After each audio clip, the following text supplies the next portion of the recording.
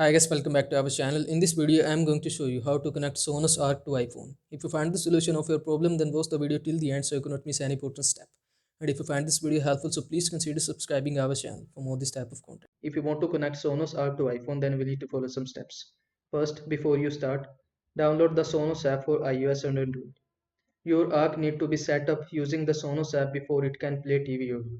Note that Sonos Arc is not compatible with the Sonos S1 controller app. Place Arc in your desired location and connect it to the power.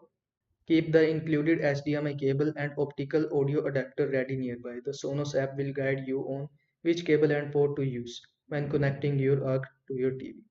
These are the setup process. 1. Open the Sonos app for iOS or Android. Select speaker or component. Then create or sign in to your Sonos account.